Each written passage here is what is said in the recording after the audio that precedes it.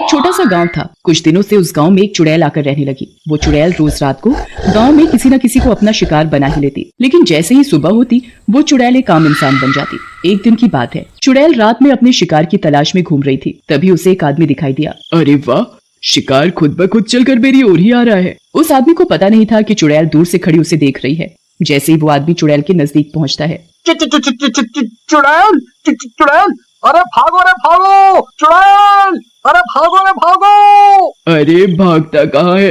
इतनी देर से मैं तेरा ही तो इंतजार कर रही थी। तभी चुड़ैल उस आदमी को भागने नहीं देती और झट से पकड़ लेती है। अब मैं तेरा गर्मा गर्म खून पीऊंगी। चुड़ैल जी मुझे छोड़ दो, जाने दो मुझे जाने दो, मुझे जाने दो।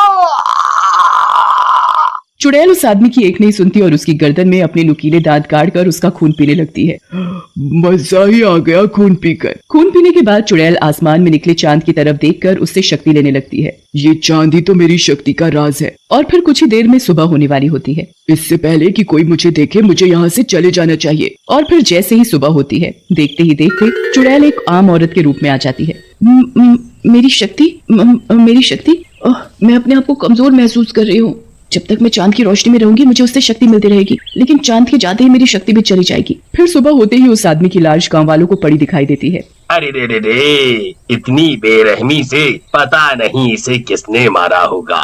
वो चुड़ैल भी वहीं खड़ी खड़ी गाँव वासियों की बात सुन रही थी। इन्हें क्या पता कि इस आदमी को मैंने ही मारा है। वो चुड़ैल वहीं गांव में एक छोटी सी झोपड़ी बनाकर रहती थी। वो दिन में आम लोगों की तरह रहती थी और दिन में वो किसी को भी कोई नुकसान नहीं पहुंचाती थी, लेकिन जैसे ही रात होती वो अपने असली चुड़ैल रूप में आ जाती और चांद की रोशनी में अपना शिकार ढूंढने लगती। एक दिन की बात है, चुड़ैल बहुत कमजोरी महसूस कर रही थी। पता नहीं ये चांद कब निकलेगा जिससे मैं उसकी रोशनी से शक्ति ले सकूं। फिर कुछ ही देर में रात हो जाती है और वो चुड़ैल चांद की रोशनी में शिकार ढूंढने लगती है। तभी उसे एक आदमी दिखाई देता है। चुड़ैल उस आदमी को देख मन में सोचने लगती है, तू शिकार ढूंढ रही थी और ले तुझे शिकार मिल ही गया। चुड़ैल उस आदमी को पकड़कर उसकी गर्दन में अपने नुकीले दांत गाड़कर उसके खून पीने लगती है। इन इंसानों का खून कितना गर्म होता है, पीकर मजा ही आ जाता है। इससे पहले कि सुबह हो मैं और शिकार ढूंढ लेती हूँ। फिर कुछ ही देर में सुबह हो जाती है और चांद भी गायब हो जाता है और चुड़ैल भी एक आम इंसान बन जाती है। पता नहीं ये चांद दिन में गायब क्यों हो जाता है, इसकी वजह से तो मुझे शक्ति मिलती है। फिर जैसे ही सुबह होती है तो गाँव वासियों को दूर उस आदमी की भी लाश मिलती है।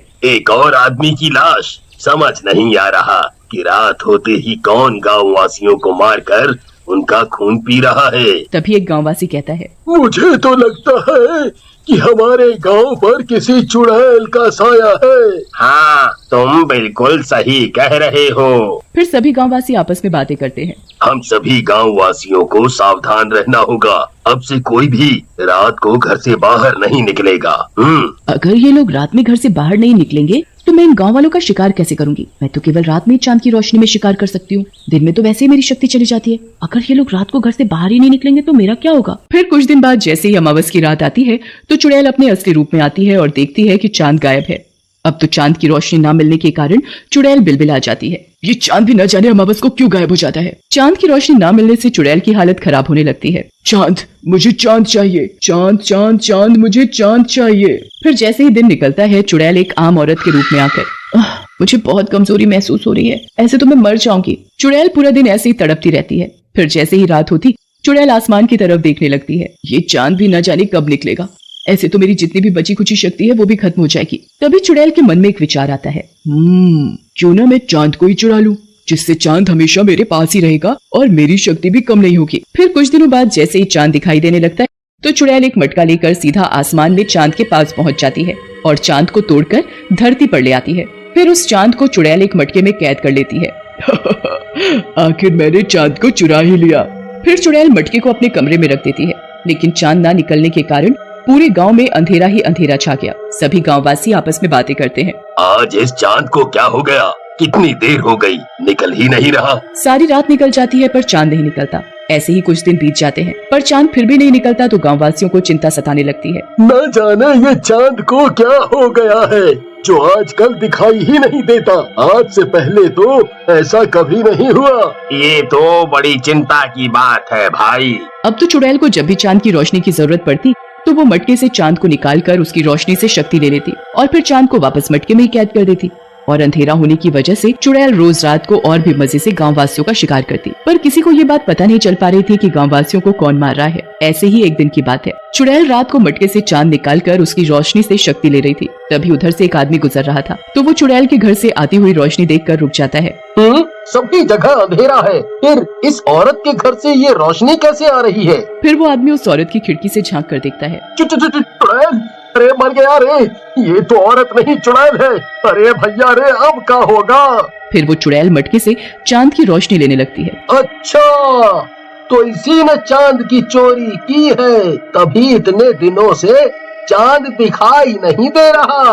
तभी वो चुड़ैल घर से निकलकर शिकार की तलाश में जाने लगती है, तो वो आदमी भी चुपके चुपके उसके पीछे पीछे चल देता है। तभी चुड़ैल को एक आदमी दिखाई देता है और वो अपने नुकीले दांत उस आदमी की गर्दन में गाड़कर उसका खून पीने लगती है। अरे अरे, छोड़ तोड़ चुड़ैल उस आदमी को, मैं भी क्या करूं? मैं इसे चाह कर भी नहीं बचा सकता। हाँ, ये बात मुझे जल्दी ही गांव वालों को बतानी पड़ेगी। फिर जैसे ही सुबह होती है, वो आदमी गांव वालों के पास जाता है और उन्हें पूरी बात बताता है। फिर सभी गांववासी गांव के पुजारी के पास जाते हैं। पुजारी जी, चांद इतने दिनों से गायब नहीं हुआ, बल्कि उसे चुड़ैल ने चुराया है, जो हमारे ही गांव में रह रही है। ये तो प्रकृति के विरुद्ध है। अगर चांद को उसकी सही जगह नहीं पहुंचाया तो अनर्थ हो जाएगा। पुजारी जी, कोई तो उपाय होगा उस चुड़ैल से बचने का और चांद को उसकी सही जगह पर पहुंचाने का। पुजारी जी अपनी आंखें बंद कर पता लगाते हैं। उपाय तो है। पुजारी जी, बताइए ना, चुड़ैल से बचने और चांद को सही जगह पर पहुंचाने का क्या उपाय है? हम हर उपाय करने के लिए तैयार हैं। तो ठीक है, ध्यान से सुनो। आज रात जब चुड़ैल मटके से चांद निकालकर रोशनी ले रही हो, तभी चुड़ैल को मटके के अंदर गिरा देना और मटके का मुंह बंद कर देना, जिससे चुड़ैल की शक्ति खत्म हो जाएगी और हमेशा हमेशा के लिए चांद मटके से आजाद हो जाएगा। हाँ, और ये काम आज ही रात को करना होगा। फिर सभी गांववासी रात होने का इंतजार करने लगते हैं और जैसे ही रात होती है, वो चुड़ैल के घर के बाहर छिपकर खड़े हो जाते हैं और खिड़की से देखने लगते हैं। तभी चुड़ैल चांद की रोशनी लेने के लिए चांद को मटके से निकालती है।